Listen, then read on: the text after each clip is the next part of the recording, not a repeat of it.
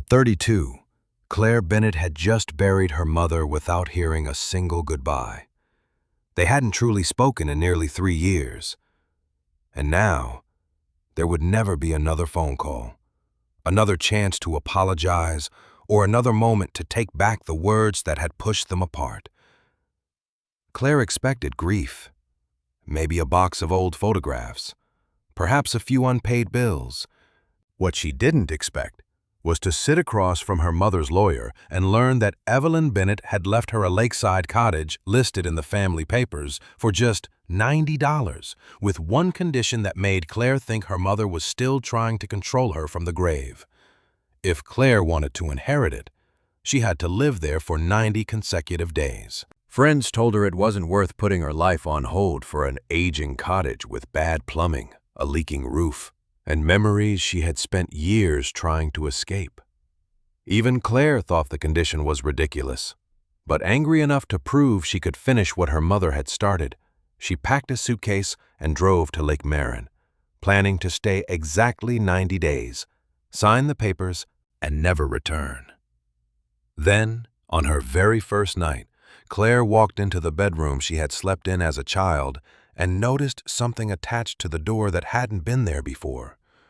A small cream-colored envelope with her name written in her mother's unmistakable handwriting. Claire opened it with trembling hands. At the top were only 2 words, Day 1, and beneath them, her mother had written a sentence that made Claire realize the 90-day condition might have nothing to do with the cottage at all. What Evelyn had prepared inside that house before she died would eventually answer the question Claire had been carrying since the funeral. But to understand what her mother was trying to tell her, Claire would first have to stay. Before we begin, tell me in the comments where you're listening from and what time it is there right now. I always love seeing how far these stories travel and knowing whether they're keeping you company in the morning, during a quiet afternoon, or late at night. Wherever you are, and whatever time it is, I hope you have a peaceful and beautiful day ahead. And if you enjoy emotional stories about family, second chances, and secrets left behind, subscribe to the channel so you don't miss the next one. Now, let's go back to the day Claire Bennett learned that her mother's final goodbye wasn't a single letter, it was waiting for her somewhere inside. 90 days. Claire Bennett was standing in the produce aisle of a grocery store when her phone rang and a stranger told her that her mother was dead. For a few seconds, she stared at a row of green apples as if the words had arrived in the wrong language. The caller was Daniel Price, her mother's attorney. He spoke gently, carefully, with the practiced pauses of someone who had delivered bad news before. Evelyn Bennett had died that morning. There had been no hospital vigil, no final conversation, no last-minute request for Claire to come home. Just a sentence that divided her life into before and after. Claire left her basket where it was and walked out of the store without remembering the drive back to her apartment. 3 years. That was how long it had been since she and her mother had truly spoken. There had been holiday texts, missed calls, brief replies that said things like, "Busy this week" and "Hope you're well," but nothing honest. Nothing that could be called reconciliation. Now there would never be one. At the funeral, Claire stood beneath a gray sky beside Lake Marin and felt like a guest at someone else's family gathering. Maggie Hale hugged her for a long time and whispered, "She talked about you constantly." Claire didn't know whether the words were meant to comfort her. They didn't. A tall man she vaguely recognized as Noah Mercer carried folding chairs from the church hall and spoke quietly with Maggie as if he had belonged to Evelyn's final years in a way Claire had not. That hurt more than she expected.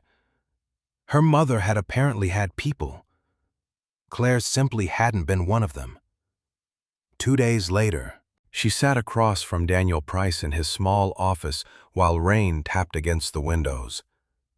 He opened Evelyn's will and moved through the ordinary details first. A few personal belongings, modest savings, donations. Claire barely listened until he placed a separate document on the desk. "There is one property," he said, "the cottage at Lake Marin." Claire looked up. "She kept it?" "Yes." "Of course she did." Daniel studied her expression but didn't comment. "Your mother left the cottage to you." Claire gave a short, humorless laugh. "That sounds simple." "It isn't." He turned the document so she could read it. The family transfer value listed beside the property was $90. Claire blinked. 90? A symbolic valuation in the family records, not the market value. That sounds like her. Daniel folded his hands. "There is also a condition." Claire's shoulders tightened before he even explained it. "You must occupy the cottage as your primary residence for 90 consecutive days. You may not be absent for more than 48 hours at a time. If you abandon the residency requirement before the 90 days are complete, the property transfers to the Marin Lake Historical Trust." Claire stared at him. "She put a residency test in her will?" "Yes." "Why? She didn't tell me." Claire stood and walked to the window. Anger arrived before grief could stop it. Evelyn had found a way to set one final rule. Even dead, she was deciding where Claire should be, how long she should stay, what counted as leaving. "And if I do it?" Claire asked. "On the 90th day, assuming the condition is satisfied, ownership transfers fully to you." She almost said no. The word formed quickly, cleanly, with the familiar relief of escape behind it. But the cottage belonged to the worst and best parts of her childhood. Her father's laugh on the dock, her mother calling her in before dark, summer storms, the last argument. She hated that house. She hated that she still wanted it. 3 days later, Claire drove north with one suitcase, a laptop, and enough resentment to last the full 90 days. Lake Marin appeared between the trees near dusk, dark silver beneath a cold sky. The cottage sat at the end of a narrow gravel road, smaller than she remembered. The porch sagged slightly. Paint peeled from the shutters.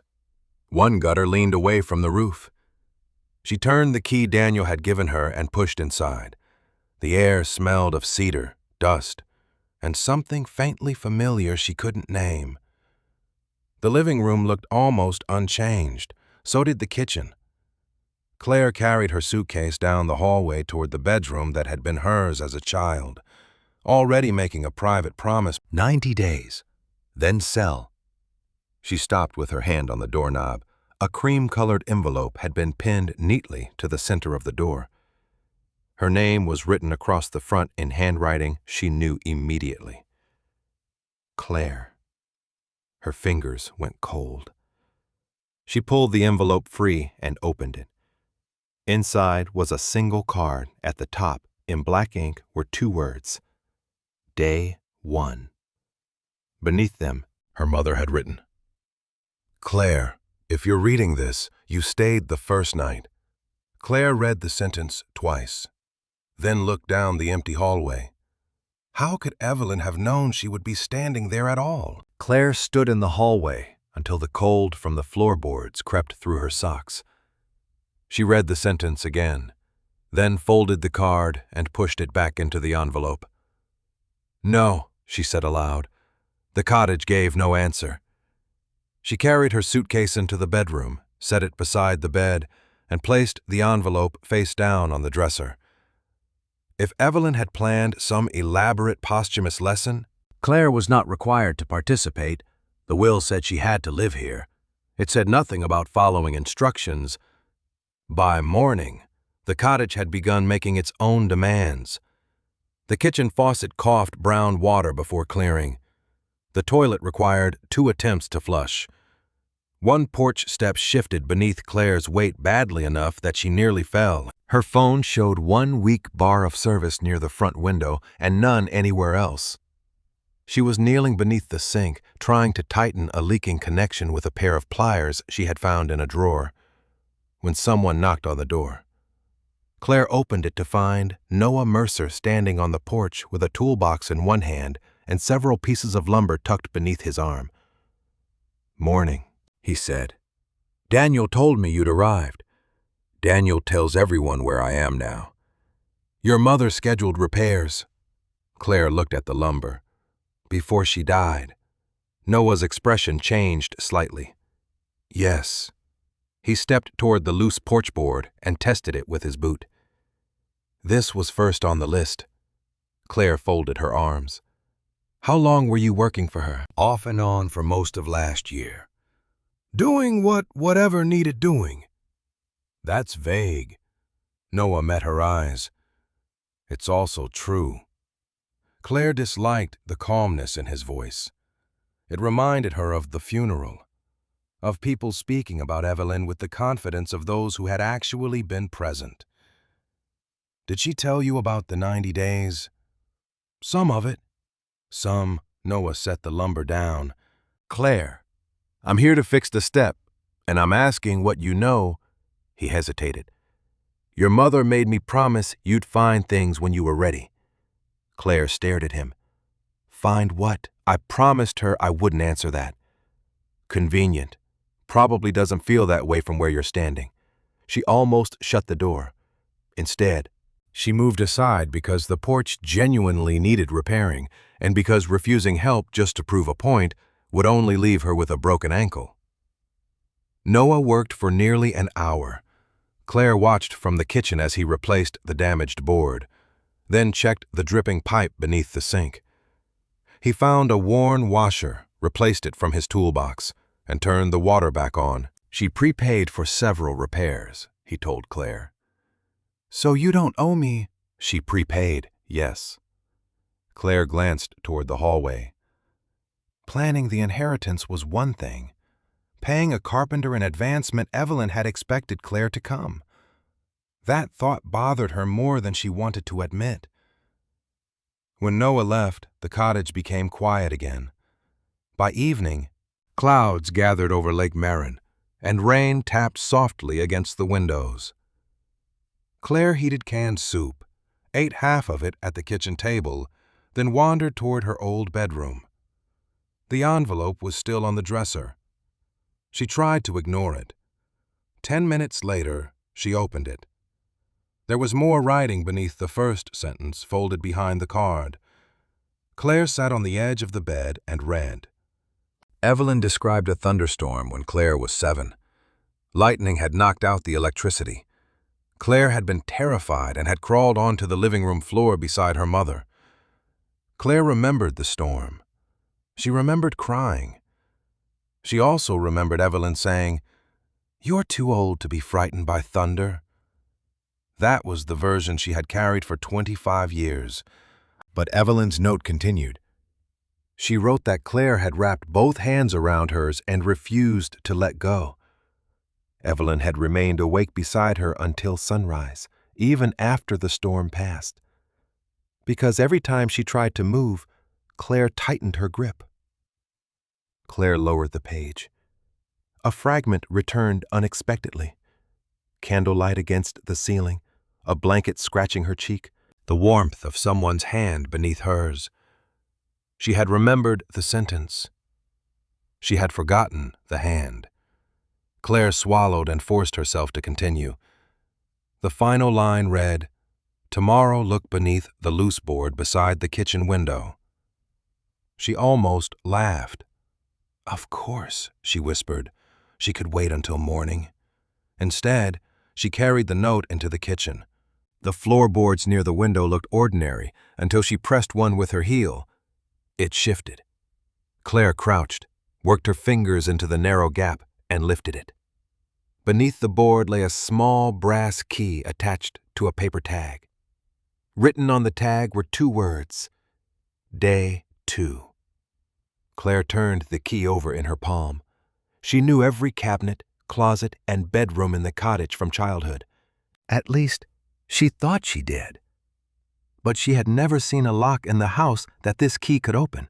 Claire spent the next morning carrying the brass key from room to room, testing every lock she could find. It fit neither the old cabinet in the living room nor the small drawer beneath Evelyn's sewing table. By noon, irritation had replaced curiosity. She stood at the kitchen window, turning the key between her fingers, when she noticed the boathouse beyond the trees. She had almost forgotten it existed. The narrow wooden structure sat near the edge of Lake Marin, weathered gray and leaning slightly toward the water. As a child, Claire had been forbidden to enter without one of her parents. She pulled on her coat and followed the damp path downhill. The boathouse door resisted before opening with a scrape. Inside smelled of wet wood and lake water. An overturned canoe rested against one wall. Fishing poles hung from rusted hooks. At the back, beneath a canvas sheet, stood an old writing desk. Claire stopped. She remembered the desk being in her father's study when she was young, but after Thomas died, she assumed Evelyn had thrown it away. One drawer had a small brass lock. The key turned smoothly. Inside were photographs, folded receipts, repair invoices, and another envelope marked Day 2. Claire opened the envelope first. Evelyn's note was brief. Some things look abandoned when they are only waiting to be repaired. Claire frowned at the sentence, then examined the receipts. Roofing materials, lumber, window glass, plumbing supplies. Most were dated within the final year of Evelyn's life. Several invoices carried Noah Mercer's name. The cottage had not simply been aging around her mother. Evelyn had been restoring it. Claire gathered the papers and walked back uphill. Noah arrived that afternoon to inspect a warped section of the porch railing. Claire met him outside holding the invoices. You weren't doing occasional repairs. Noah looked at the papers and set down his toolbox. I never said they were occasional. You said whatever needed doing. That's what they were. There are months of receipts here. Noah remained quiet. Claire stepped closer. Was she planning to sell the cottage? No. His answer came immediately. Then why put this much money into it? Because she wanted it looked after. For who? Noah's eyes moved toward the house. You should ask what the papers tell you. Claire's anger sharpened. My mother is dead. Noah, I can't ask her anything.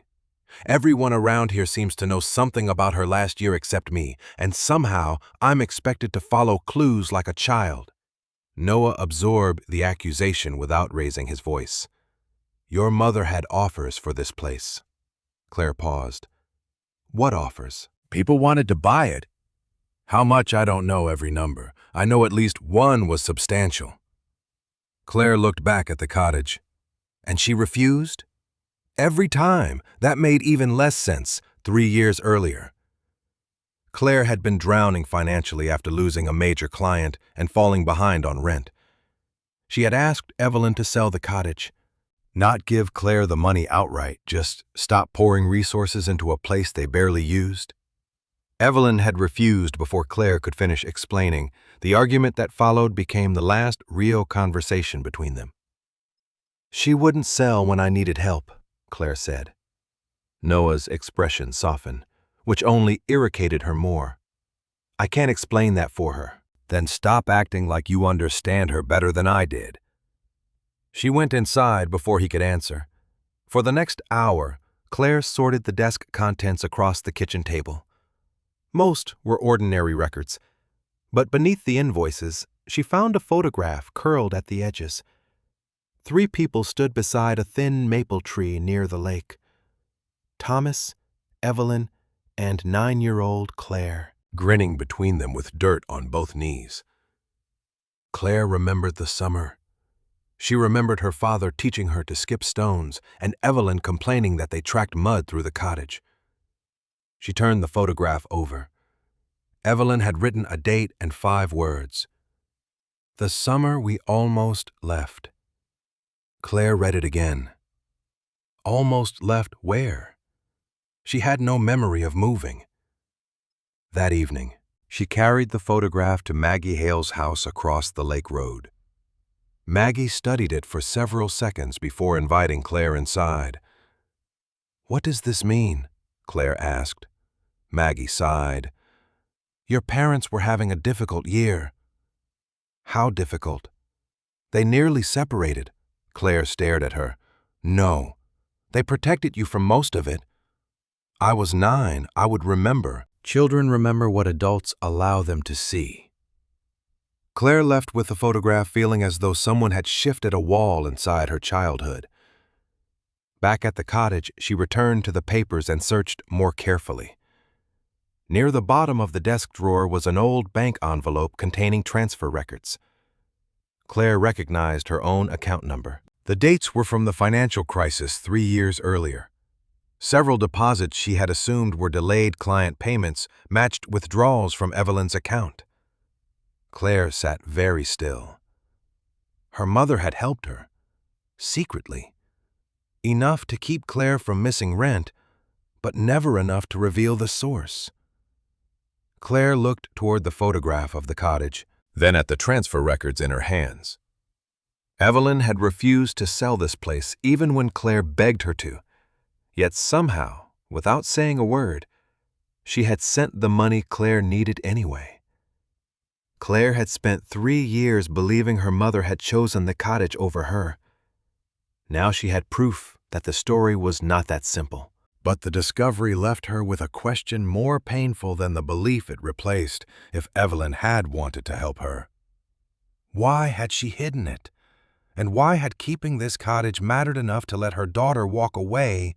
Claire spent the next 2 days trying to understand the cottage as if it were a document her mother had left unfinished.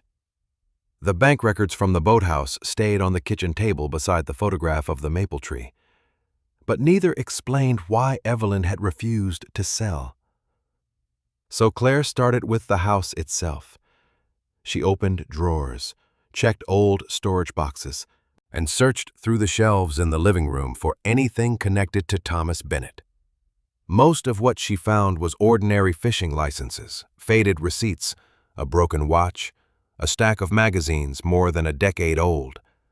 Yet everywhere she looked, there were signs that her father had built more of the cottage than she remembered. His handwriting appeared on measurements penciled beneath shelves. Small repairs carried his uneven hammer marks behind the pantry door. Claire found a strip of wood dated by year, with lines marking her height from age 6 through 16. She ran her fingers over each mark.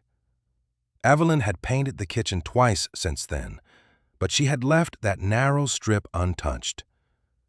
Claire stood there longer than she meant to. One line at age 11 was labeled, "Finally taller than the tackle box." Another at 14 simply said, "Too fast." She could almost hear her father laughing when Noah arrived that afternoon with replacement boards for the porch railing. Claire was still in the kitchen. He noticed the height marks immediately. "Your mother made me work around those," he said. "She wouldn't let me replace that frame." Claire looked at him. "You knew about them?" "Hard not to. She pointed them out every time we worked in here." "Did she talk about my father, too?" Noah hesitated before answering, "Sometimes." Claire gave a small, bitter smile. "Apparently, she talked about everyone. Mostly you." That stopped her. Noah set down the boards. "She told me you hated peas until you were 12. She told me you could read in a moving car without getting sick. She told me you used to sleep with a flashlight under your pillow because you were convinced storms could shut the power off forever." Claire felt heat rise behind her eyes and looked away. "That's what I don't understand. What?" "She could tell you all of that. She could tell Maggie. She could apparently tell half this town, but she couldn't call me and say any of it." Noah did not defend Evelyn. Instead, he picked up his measuring tape.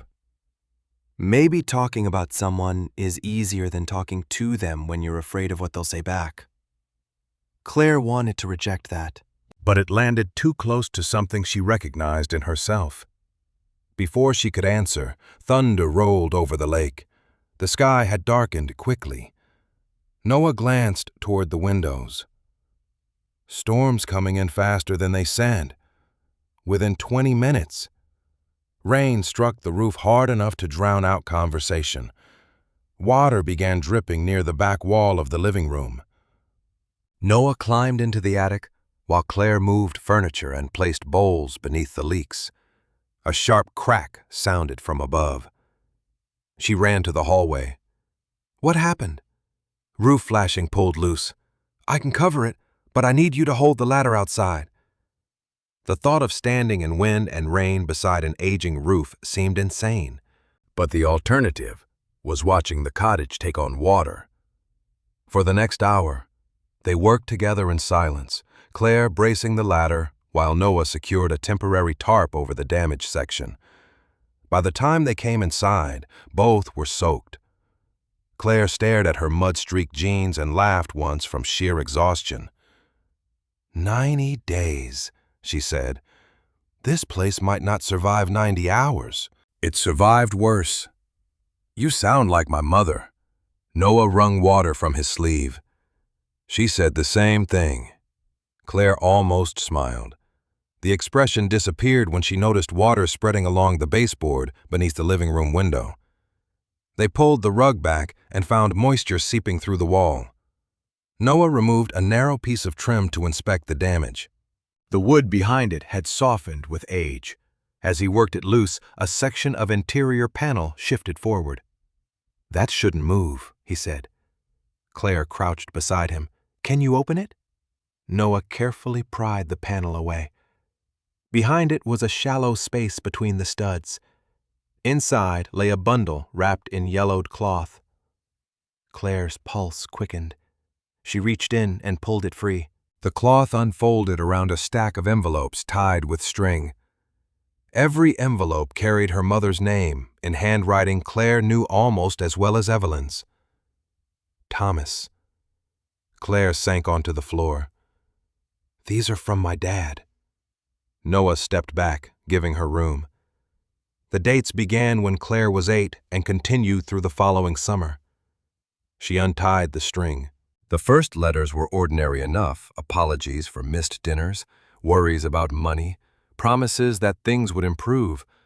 But as Claire moved through them, the tone changed. Thomas wrote about debts from his failed business, shame, exhaustion, and arguments that seemed to happen after Claire was asleep. One letter mentioned leaving Lake Marin. Another said he understood if Evelyn needed space. Claire's hands tightened around the pages. The photograph from the maple tree suddenly made sense. The summer they almost left had not meant a move. It had meant the family nearly breaking apart. Rain hammered the windows as Claire opened another envelope. Thomas had written it late that same summer. Halfway down the page, Claire found her own name. She stopped breathing for a moment. Noah remained near the wall, but did not speak. Claire read the sentence once, then again. "Whatever happens to us, don't let her believe she caused it." She looked up, stunned. "Caused what?" Claire read Thomas's letter 3 more times before the words stopped blurring together. "Whatever happens to us, don't let her believe she caused it." The sentence sat on the page like evidence from a life she had misunderstood. She looked toward Noah, still crouched near the opened wall panel. "What does that mean?" "I don't know," he said. "These were hidden long before I ever came around." Claire gathered the letters and carried them to the kitchen table. The storm had weakened, but rain continued tapping against the windows while she read. Piece by piece, the summer she was 9 rearranged itself. Thomas's business had been failing for months. He had borrowed money to keep it alive, then hidden the scale of the debt from Evelyn until the pressure became impossible to conceal. Their arguments were about money, Thomas's shame, and Evelyn's fear that one bad decision would cost them everything. Claire remembered none of the details. What she remembered were doors closing after dinner, lowered voices behind walls. And one night, when she heard her own name, at 9, she had not understood context. She had only understood that her parents were angry and that somehow she had been mentioned. A memory surfaced so suddenly that Claire pressed her palm against the table. She had broken a lamp that summer while running through the living room. Evelyn had snapped at her. Thomas had said, "Not now, Evie. She already thinks this is about her." Claire had carried the first half of that moment for 23 years. She had forgotten the second by late afternoon. Maggie arrived with a casserole and found Claire surrounded by letters. One glance told her there was no point pretending ignorance. "You knew," Claire said. Maggie set the dish down slowly.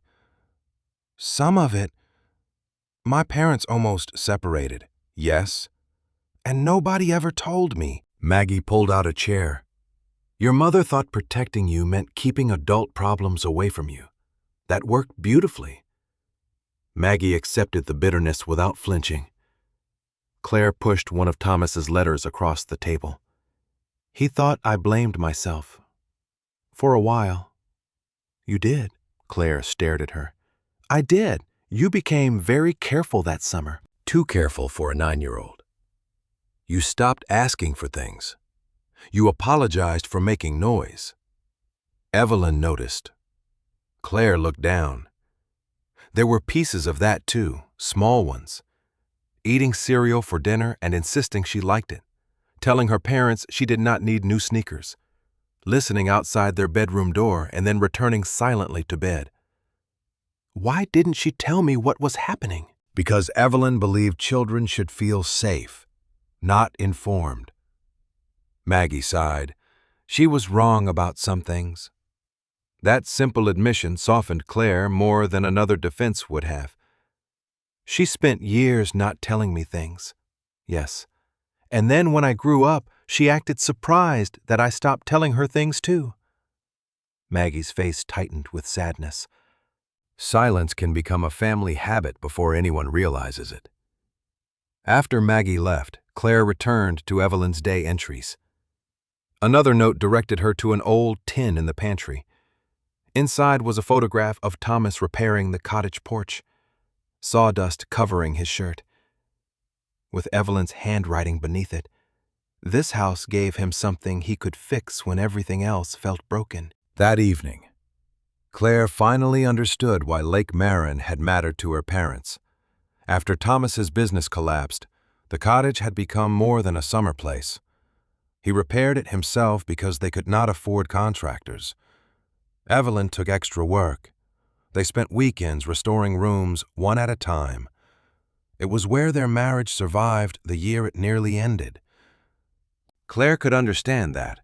What she still could not understand was why Evelyn had refused to sell it 3 years ago when Claire desperately needed help.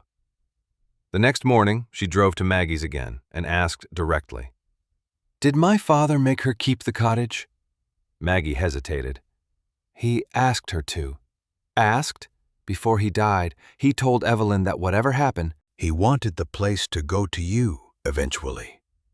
Claire felt irritation rise. So she kept a promise to a dead man instead of explaining anything to her living daughter? That isn't the whole story. Then what is? That part was Evelyn's to tell. Claire laughed without humor. Everyone keeps saying that. She left before Maggie could answer. By day 43, Claire had learned enough about Evelyn's pattern to recognize when a clue was coming. The entry that morning described the maple tree from the old photograph. Evelyn wrote only, "Your father buried one summer beneath that tree because he didn't know whether he would be here to explain it later." Claire took a garden spade from the shed and walked down toward the lake. The maple was thick now, its branches stretching wide over the grass. She dug near the roots carefully, following the distance Evelyn had marked in the journal. After several minutes, metal struck metal. Claire dropped to her knees and pulled a small weatherproof container from the soil. Inside was a cassette tape wrapped in plastic. Her father's handwriting covered the label. For Claire. Noah found an old cassette player in the boathouse storage cabinet and brought it to the kitchen. Claire sat at the table while he tested the batteries and slid the tape into place. Static filled the room. Then Thomas Bennett's voice emerged, warm, uneven, unmistakable. Claire stopped breathing. "Hey, kiddo," he said from 15 years in the grave. Her hand flew to her mouth. Thomas talked about Lake Marin, about teaching her to skip stones, about how adults sometimes made mistakes that children could not understand. He told her none of the problems between him and Evelyn had ever been her fault. Claire cried without trying to hide it. Near the end of the recording, Thomas moved away from the microphone. There was a rustle. Then Evelyn's younger voice entered from somewhere nearby. "Do you think she'll ever understand why we stayed?" Thomas answered, too quietly to make out. Evelyn spoke again, clearer this time. "Someday she'll need to know why we stayed." Claire reached for the cassette player and stopped the tape. The kitchen fell silent. The sentence had been recorded decades before the will, decades before the 90-day condition, decades before Evelyn's death. Claire stared at the old machine, realizing that whatever her mother had built around these 90 days had roots far deeper than the final months of her life. The days after hearing Thomas's voice changed the way Claire moved through the cottage. She no longer searched only for explanations of her childhood. She began looking for the woman Evelyn had been after Thomas died.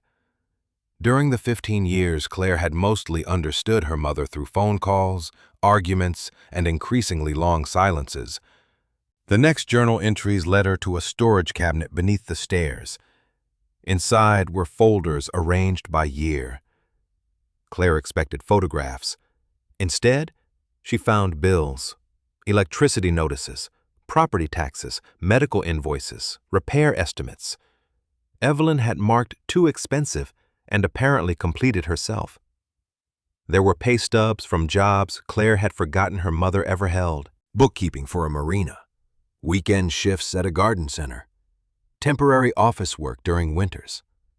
None of it matched Claire's old belief that Evelyn had kept the cottage because she could comfortably afford sentimentality. She had struggled to keep it. In one folder, Claire found a handwritten monthly budget from the year after Thomas died. Evelyn had crossed out restaurant meals, new clothes, and a planned trip to visit Claire at college. Beside the cottage tax payment she had written, "Must hold." Claire sat on the floor with the paper resting across her knees. For years, that stubbornness had looked like a choice against her. Now it looked more like a promise Evelyn had been frightened to break. Another box contained letters that had never been mailed. Most were addressed to Claire. The earliest were ordinary, awkward attempts to say things Evelyn apparently found easier to write than speak. "I know you think I don't understand why you wanted to leave Lake Marin. I worry that every time I try to help, you hear criticism instead. Your father believed this place would matter to you someday. I don't know how to explain that without making you feel trapped by his memory." Claire read only a few at a time. The letters did not erase the years of silence. If anything, they made that silence more frustrating. Evelyn had possessed the words. She simply had not sent them. Noah found Claire on the back steps late one afternoon with an unsent letter folded in her hands.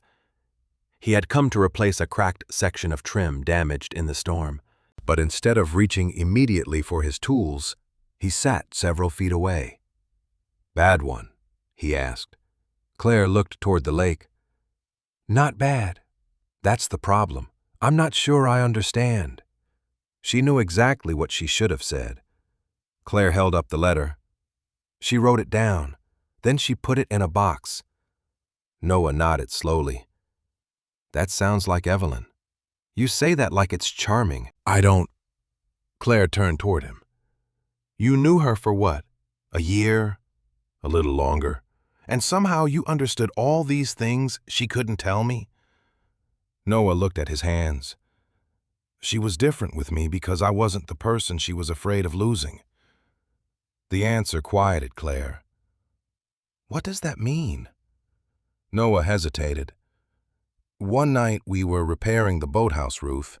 She asked whether I thought people could wait too long to fix something. Claire felt her chest tighten. And I told her sometimes. He paused. She said her greatest fear was that you would come back only after she was gone. Claire stood abruptly. She actually said that? Yes. Then why didn't she call me? I can't answer that. You won't answer anything. There are things I promised not to tell you. Day 90. Noah's expression gave her enough. Claire laughed sharply. Of course. She even recruited you into this? Claire, Maggie knows things, Daniel knows things, you know things, and all of you keep deciding when I'm allowed to hear them. Just like she did. She walked inside, grabbed her overnight bag from the closet, and began throwing clothes into it. Noah followed only as far as the doorway. Where are you going, Chicago? For how long, I don't know. Then think before you leave. Claire spun toward him. That's exactly what she wanted, isn't it? Keep me here long enough, and eventually I become grateful for the manipulation. I didn't say that. You don't have to. Her phone rang before she could zip the bag. Daniel Price's name appeared on the screen. Claire nearly ignored it, then answered. What, Claire? We have a problem with the residency documentation. Her anger cooled instantly. What problem? Daniel explained that questions had been raised by the records associated with the storm repairs. Claire had spent several nights away from the cottage while damaged sections were being treated and made safe. Those absences had remained within the 48-hour rule, but the Trust's administrative review required evidence that Lake Marin Cottage had continued to function as her primary residence during that period. So after all this, I could lose it over paperwork. Claire asked, Not if we document it properly. Do you have utility records, deliveries, insurance correspondence, anything showing continued occupancy? Claire looked around at the folders scattered across the table. Maybe. She spent the next hour searching through Evelyn's files. Near the back of one folder, she found a sealed packet with Daniel's office name printed across the top. Inside were copies of utility transfer forms, residency declarations, insurance notices, and a checklist covering exactly the documents Daniel had just requested. Claire's name was already written wherever advance preparation had been legally possible. She called him back. I found something. Daniel listened as she described the packet. That should be enough, he said. Bring it in tomorrow. Claire almost hung up, then noticed a date printed at the bottom of the first page. Daniel. Yes. When did my mother prepare these? Silence lasted just long enough to change the room. I'd have to check my records. Claire stared at the date. You don't need to. The paperwork had been prepared months before Evelyn's death. Not days. Not after some sudden emergency. Months. Claire slowly lowered the phone. All this time, she had assumed the 90-day condition had been one of Evelyn's final impulsive decisions. But the folders, the prepaid repairs, the legal documents, even the problems Claire might face while living there had been anticipated in advance. Her mother had not simply left instructions behind. She had prepared for Claire's arrival while she was still alive. Claire looked at the date again, and a colder question settled over everything she had found so far. Evelyn's death had been unexpected to Claire. Apparently, it had not been unexpected to Evelyn. Claire drove to Maggie's house the next morning with the residency packet on the passenger seat and the date printed across Evelyn's paperwork fixed in her mind. Maggie opened the door before Claire had knocked twice. One look at her face was enough. You found something. Claire stepped inside and placed the packet on the kitchen table. She knew Maggie's shoulders dropped slightly. Claire, months before she died, she prepared the legal forms, the repairs, everything. She knew something was wrong, didn't she? Maggie sat down slowly for several seconds. Neither of them spoke. Her health had been getting worse, she finally said. Claire felt the answer before she fully understood it. How long? Several months. And nobody told me? She didn't know exactly when anything would happen. That isn't what I asked. Maggie looked toward the window. She knew time might be shorter than she wanted. Claire's throat tightened. So she knew she could die, yes. The word landed with more force than Claire expected. She turned away, staring toward Lake Marin beyond the trees. Then why didn't she call me? Maggie said nothing. Claire faced her again. If she knew, why didn't she pick up the phone and say, "Claire, come home"? She tried to fix things. How, in her way? Claire laughed bitterly.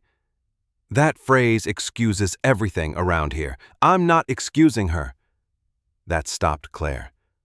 Maggie folded her hands. I told Evelyn she was waiting too long, more than once. You did, yes. What did she say? Maggie's eyes filled, that every time she thought about calling, she imagined you answering in that careful voice you used when you wanted the conversation over. She was proud. She was scared. And she kept believing there would be another day. Claire looked down at the packet. There wasn't. No, Claire left before Maggie could say anything else. Back at the cottage, silence pressed against her harder than before. On the kitchen table lay the most recent journal entry, still unopened. Evelyn's previous note had directed her to an old recipe book tucked behind a row of chipped bowls. Claire found the envelope inside. She almost put it back. Instead, she sat and broke the seal. Evelyn's handwriting began without a memory, without a clue, without one of the careful stories she had used before. Claire, I need to tell you something I should have told you while I was alive. I was wrong. Claire stared at the sentence. She read on. Evelyn wrote that she had mistaken silence for patience. She had convinced herself that giving Claire space was respectful when often it was fear. She admitted that she expected Claire to understand choices she had never explained. She admitted that she used Thomas's wishes about the cottage as protection from conversations she did not know how to have. And she admitted that when Claire asked for help 3 years earlier, Evelyn had heard anger and accusation, but failed to hear desperation beneath them. Claire pressed her fingers against her lips. The words did not erase anything. They did not erase the argument or the unanswered calls or the months when both women waited for the other to move first. But for the first time, Evelyn was not asking Claire to reinterpret a memory. She was taking responsibility. I should have called sooner, the entry continued. I should have told you why I kept the cottage. I should have told you I was helping when you thought I had refused. I kept believing explanation could come later. I was wrong about later. Claire lowered the page. Tears blurred the handwriting before she could finish. She cried quietly, not with the sharp anger that had followed the funeral, but with the heavier grief of receiving exactly what she had wanted when it could no longer change anything. That afternoon, Noah arrived to inspect the bedroom window, which had begun sticking since the storm. Claire did not argue when he came inside. She sat on the edge of the bed while he removed part of the interior trim. After several minutes, he glanced toward her. You okay, No? The answer came without thought. Noah nodded once. Fair enough. He returned to the window. Claire watched him work. She knew she was sick. Noah paused. Maggie told you? Yes. I'm sorry. Did you know only that she was having health problems, not how serious they were? Claire studied his face and believed him. That mattered more than she expected. Noah slipped a screwdriver behind the lower trim and frowned. There's something back here. Claire stood. What? He removed the wood carefully, revealing a narrow compartment built beneath the sill. It was too precise to be accidental. Noah reached inside and pulled out an envelope, then another, then another. Each one had a number written across the front. 61, 62, 63. Claire's pulse quickened. Keep going. Noah handed them to her until there were too many to hold. Claire placed them across the bed in order. 68, 73, 77, 82, 86, 89. When the compartment was empty, Claire counted the envelopes once, then again. 29. Every number from 61 through 89. On the final envelope, beneath the number, Evelyn had written something Claire had never seen before. 90 days for Claire. Claire sat down slowly. Until that moment, she had thought of the entries as separate messages, small pieces her mother had hidden around the cottage. Now she saw them differently. They were connected, planned. One continuous manuscript broken into days. Noah looked at the envelopes spread across the bed. That's a lot of writing. Claire barely heard him. She checked the hidden compartment again, running her fingers along the empty wood. Then she searched beneath the sill, behind the loose trim, and inside every envelope she had already opened. Nothing. There should be another one, she said.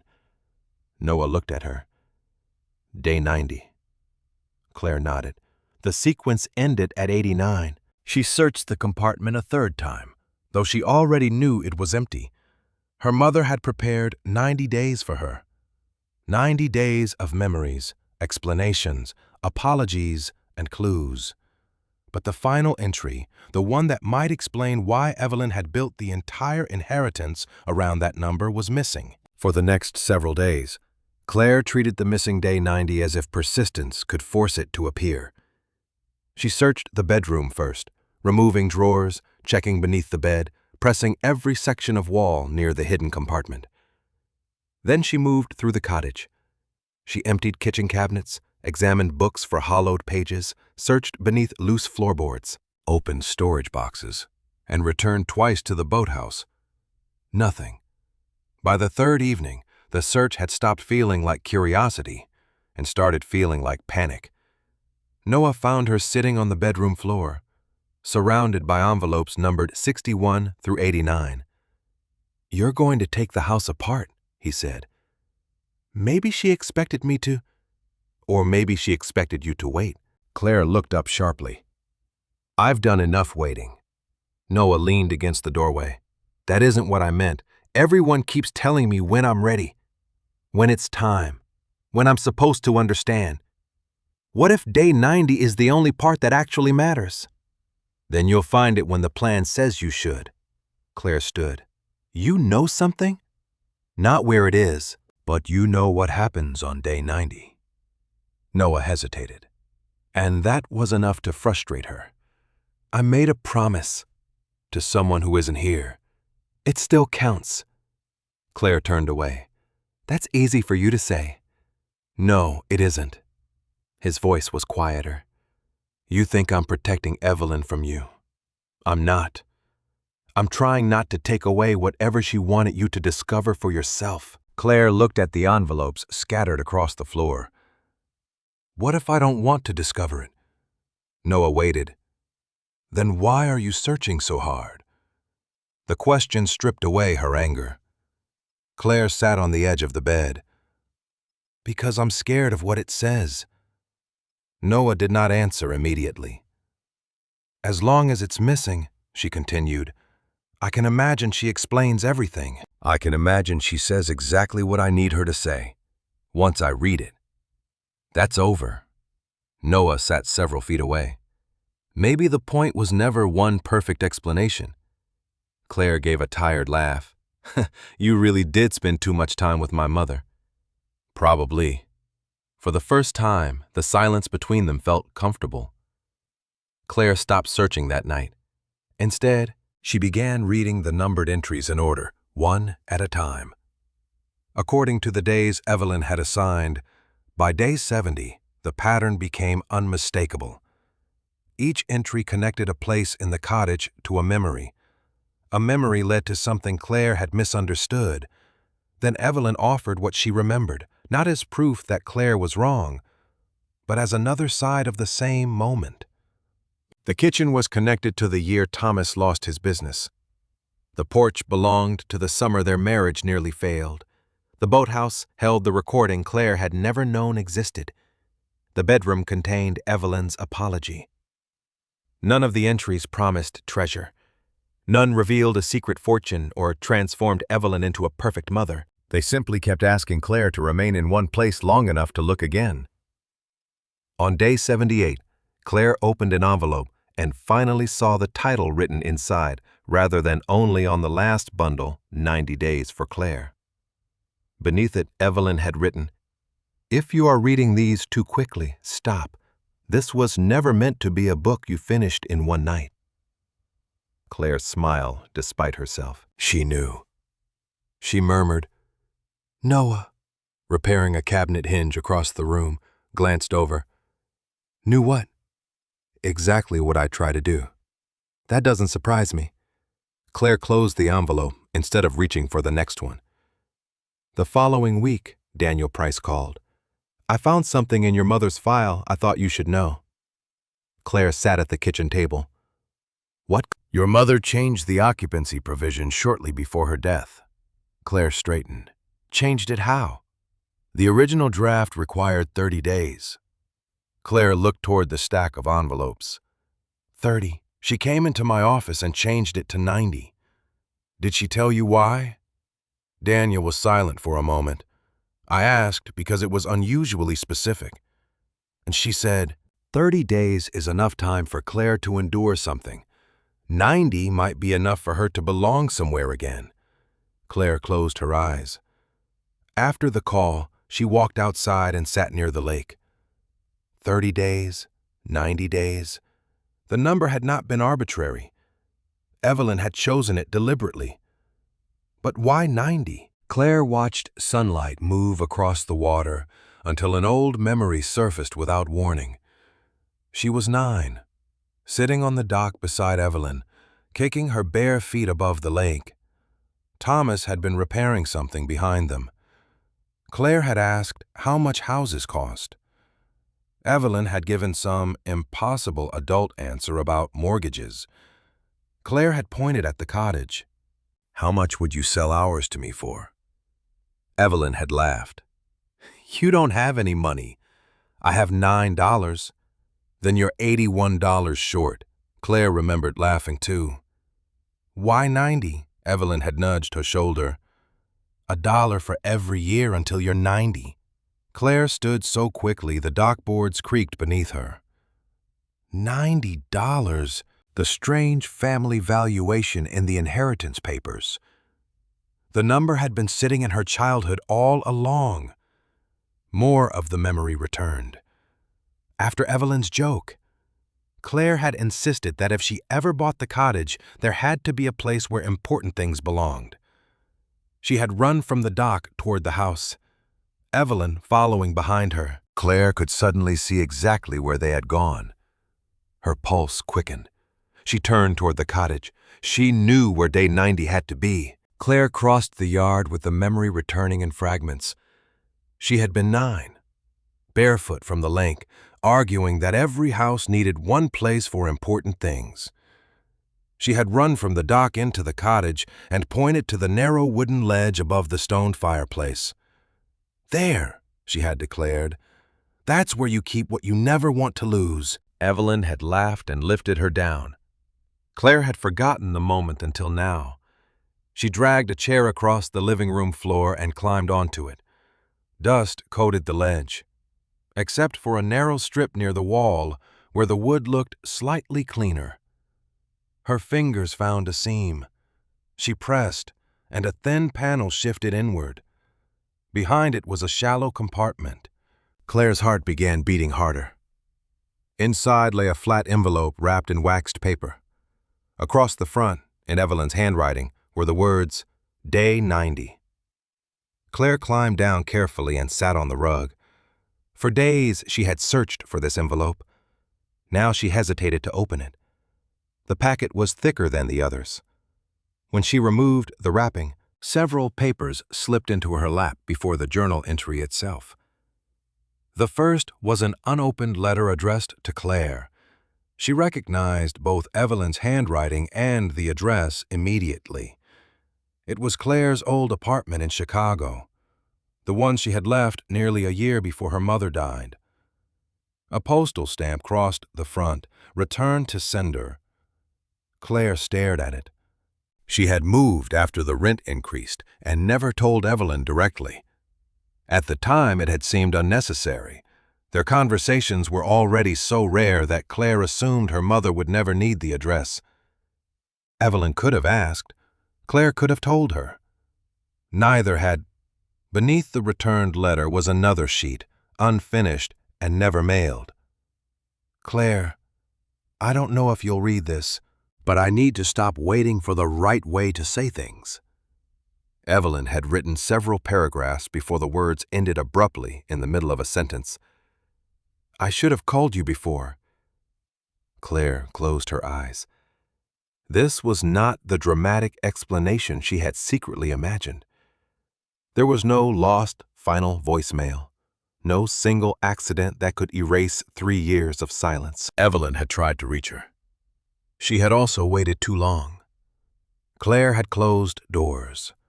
Evelyn had been too proud and frightened to push them open. Neither woman was innocent, and neither had meant for the distance to become permanent. Claire set the unfinished letter aside and unfolded day 90. Evelyn's handwriting was steady. "If you made it to this day, then you stayed longer than I ever had the right to ask you to." Claire swallowed and continued. Evelyn wrote that the 90-day condition had never been intended as punishment. She knew Claire would arrive angry. She knew she would resent the cottage and probably resent Evelyn for imposing one more decision after death. "You have always been good at leaving when something hurts," Evelyn wrote. "Sometimes that protected you. Sometimes it kept you from hearing what came after the hurt." Claire lowered the page. The sentence felt uncomfortably precise. She thought of jobs she had quit after conflict, friendships she had allowed to fade, apartments she had left rather than repair the life inside them. Even with Evelyn, leaving had always felt cleaner than remaining where love and anger existed together. Evelyn continued.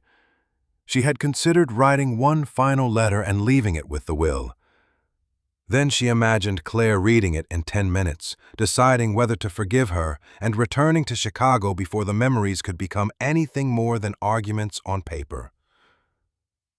"I did not need you to agree with me," Evelyn wrote. "I needed you to remain long enough to see that a whole life cannot be reduced to its worst conversation." The cottage had been designed to slow her down. The clues, Thomas's letters, the hidden records, the repaired rooms, the memories tied to specific places, all of it had been arranged so Claire would receive one piece at a time. Not enough to overwhelm her. Not enough to let her rush to a conclusion. Then Evelyn explained the number. Claire smiled through tears before she finished reading.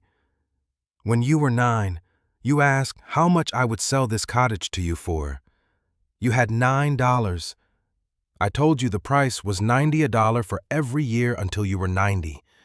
You said I was the worst businesswoman in the world." Claire remembered laughing on the dock, certain she would own the cottage someday. Evelyn had remembered too. The $90 in the family records was not a statement of value. It was a private joke preserved for the daughter who had forgotten it. The 90-day condition came years later, when Evelyn began preparing the will. 30 days would have been enough for you to endure something, she wrote. 90 might be enough for you to belong somewhere again. Claire looked around the living room. The cottage no longer felt like a punishment or a prize. It held Thomas's failures, Evelyn's stubbornness, Claire's childhood, and the evidence that love could survive inside deeply imperfect people. Evelyn's final paragraph was shorter. "I was not trying to keep you in this house. I was trying to keep you still long enough to hear me.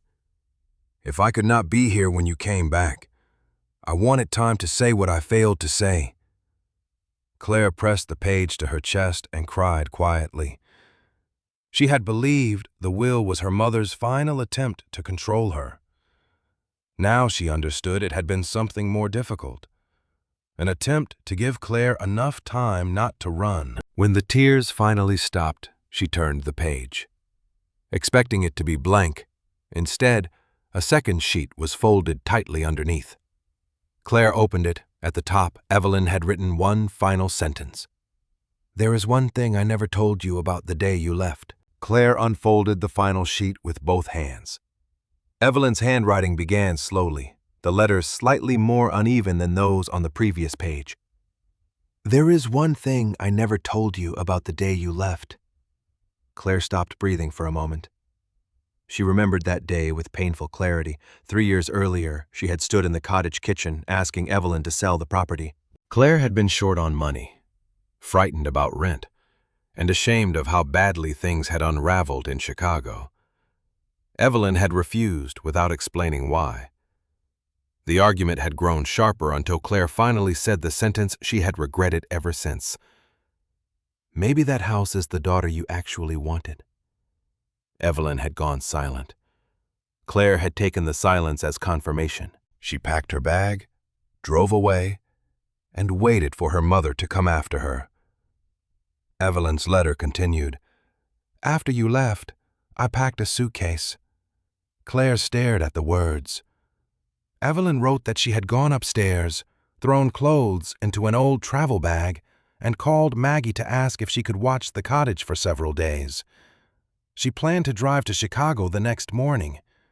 She did not know what she would say when she arrived. She only knew she could not let their last conversation be the one Claire remembered forever. Claire's vision blurred. Then came the next line. "Before I left, your message arrived." Claire already knew which message. She had sent it from a gas station halfway back to Chicago. Still angry, still crying, trying to protect herself from another argument. "Please don't come after me." 6 words Claire had meant.